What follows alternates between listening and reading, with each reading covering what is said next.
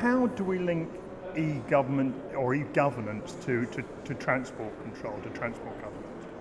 Well, certainly the mechanisms you have that you need to, especially to provide data integrity, making sure data isn't changed, also privacy, all of those things need to be used in, especially in the transport sector, because after all, whereas other things are virtual, transport is kinetic and real, and if you start playing as the transport section becomes more and more digitized, all of the problems that we see with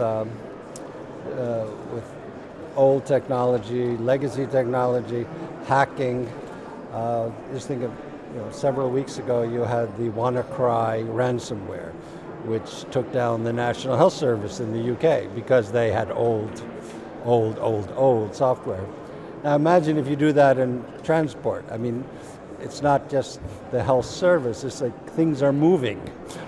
Things are cars, trains, buses, trucks, and you suddenly get hit in a digitally based system like they will be, then you really can have horrible problems. Should we be concerned about this aspect of e-government, if you like, that there is the potential for hacking? And I guess if you're looking at something like a transport system or any section of government really, that ability for an outsider to get into it and disrupt it has to be a concern.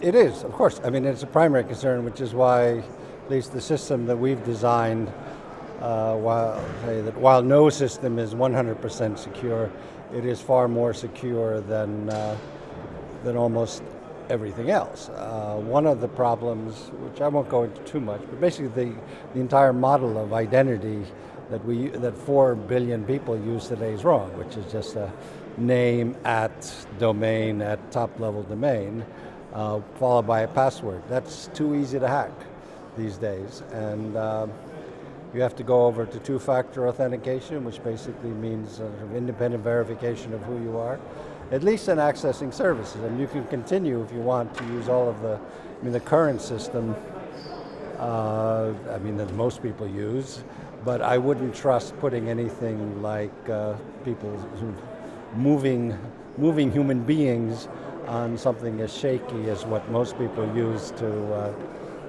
look at their emails. You clearly think that e-government is the future of public sector services. But does that future lie in a much more robust system than we currently use? Yes, it does. I mean, this is my argument, is that at least for services that citizens use that are mediated by the government, you need to have a far higher level of security than you use, again, reading your personal emails. Though even there, I mean, looking at all of the spear phishing attacks and hacking attacks, that corporations have to do exactly the same. They have to go over to a far more secure system, and one hack after another. I mean, it's just every week you read about again, 1 million credit cards, or in the case of the United States, 23 million records of federal employees were sucked up and stolen. I mean, you have to think about this far more seriously and make provisions for higher security in a digital world, because the old model worked about 30 years ago. There used to be an academic network called BitNet, used by 3,500 people. You didn't have to worry about hacking there. It was just used by professors to communicate basically between Europe and the United States and within Europe and so forth. That system is far too weak to handle almost 4 billion people online today.